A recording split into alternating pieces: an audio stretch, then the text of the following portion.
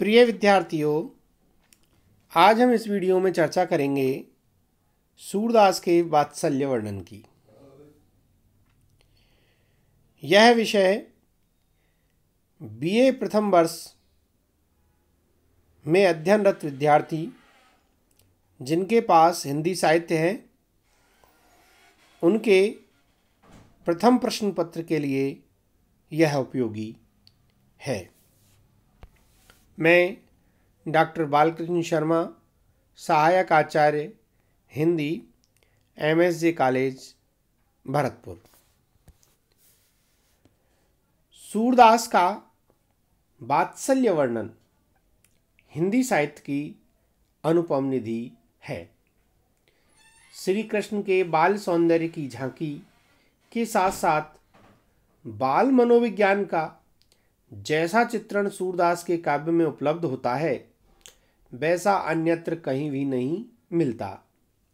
बालक की चेष्टाएं, माता के हृदय की आशंकाएं, पुत्र के प्रति वात्सल्य भाव, बाल प्रवृत्तियों का निरूपण, मातृ हृदय की झांकी आदि का मर्मस्पर्शी एवं मनोहारी चित्रण सूरदास ने किया है। उनकी इस विशेषता को लक्ष्य कर आचार्य रामचंद्र शुक्ल ने लिखा है, बाल सौंदर्य एवं स्वभाव के चित्रण में जितनी सफलता सूरदास को मिली है उतनी अन्य किसी को नहीं। वे अपनी बंद आंखों से वात्सल्य का कोना कोना झांक आए हैं। सूरदास के वात्सल्य वर्णन में स्वाभाविकता, विविधता, रमणीयता एवं मार्मिकता है, जिसके कारण वे वर्णन अत्यंत हृदयग्राही एवं मर्मस्पर्शी बन पड़े हैं। यशोदा के बहाने सूरदास के मातृ हृदय का ऐसा स्वाभाविक, सरल और हृदयग्राही चित्र खींचा है कि आश्चर्य होता है। वात्सल्य के दोनों पक्षों, संयोग एवं वियोग का चित्रण सूर काव्य में उपलब्ध होता है। वात्सल्य के संयोग पक्ष में उन्होंने एक ओर तो बालक कृष्ण की माधुरी का चित्रण किया है,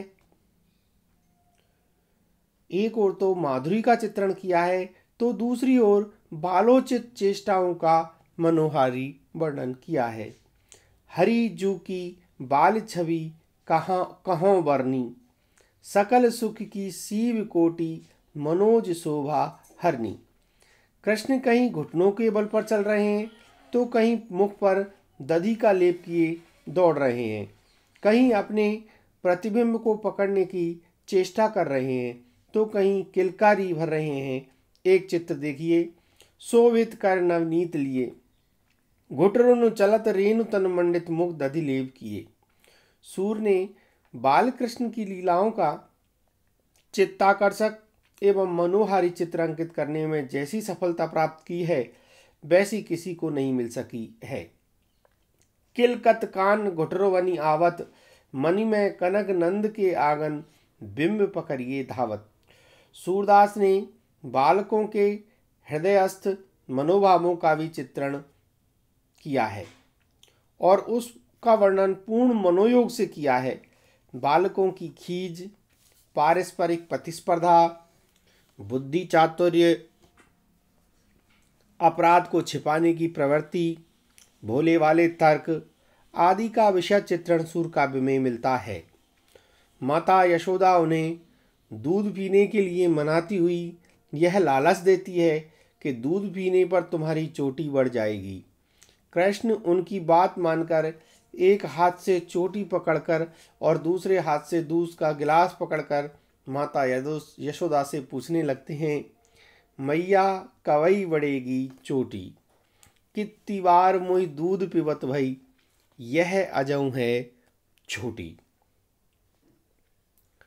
वे माखन चोरी करते हुए रंगों हाथों पकड़े जाते हैं। मुख पर माखन लगा हुआ है, फिर भी तर्क देकर माता के सामने अपनी निर्दोषता प्रमाणित करते हुए कहते हैं, मैया मैं नहीं माखन खायो। ख्याल परेगे सखा सवै मिली, मेरे मुख लपटायो। सूरदास ने बाल आक्रोश का भी सुंदर चित्रण किया है। बलदाऊ कृष्ण को चिढ़ाते हैं कि तू यशोदा का पुत्र नहीं है, तुझे तो मोल लिया है। कृष्ण खींच जाते हैं और अपने आक्रोश की अभिव्यक्ति इन शब्दों में माता यशोदा से करते हैं। मैया मोही दाहू बहुत खिजायो, मूसो कहत मोल को लीनो, तू जसमती कब जायो। माता यशोदा को अपने पुत्र का बड़ा ध्यान रहता है। बच्चों की जिद बेतुकी होती है। कृष्ण ने हट पकड़ ली है कि मैं तो चंद्र खिलौना लूँगा। अब मैया यशोदा क्या करे? वह जैसे जैसे उन्हें बहलाती है पर बात नहीं बन पाती। सूरदास ने इसका वर्णन निम्न पंक्तियों में किया है। मैया मैं तो चंद खिलौना ले हों, जय हो लोट अवै धरनी पे, तेरी गोद न एहों। माता उन्हें समझाती है, पानी में चंद्र का प्रतिबिंब दिखाती है, पर वे नहीं मानते। तब माता यशोदा कहती है कि मैं तेरे लिए चांद सी बहू लाऊंगी।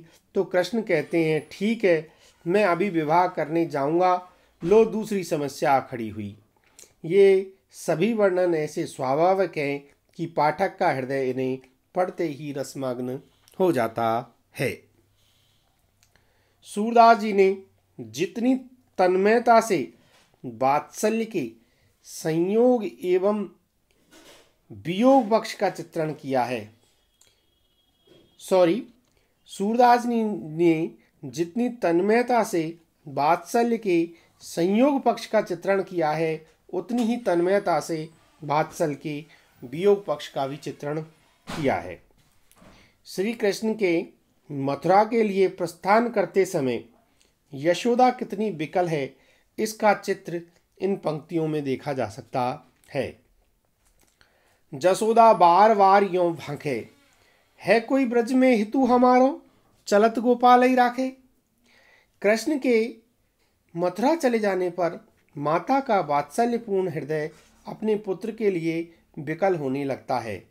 उन्हें लगता है कि कृष्ण की आदतों से वे जितनी परिचित थीं, उतना कोई उसे नहीं जानता। अतः देवकी को संदेश भेजती हुई कहती है, संदेशो देवकी सो कहियो, हो तो धाय तिहारे सुत की, कृपा करत ही रहियो। उक्त विवेचन के आधार पर हम कह सकते हैं कि सूरदास का वात्सल्य वर्णन अत्यंत हृदयस्पर्शी, मार्मिक एवं स्वाभाविक है। वात्सल्य का कोई ऐसा क्षेत्र नहीं है जिसका वर्णन सूरदास ने न किया हो। उनके वात्सल्य वर्णन में तन्मयता, स्वाभाविकता, मनोवैज्ञानिकता एवं सहजता है।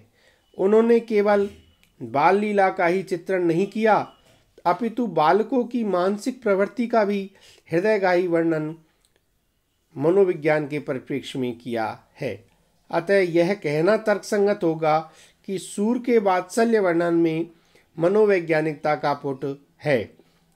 आचार्य रामचंद्र शुक्ल ने सूरदास जी के वात्सल्य वर्णन की प्रशंसा करते हुए लिखा है, आगे होने वाले कवियों की श्रृंगार और वात्सल्य की उक्तियाँ सूर की झूठी सी जान पड़ती हैं।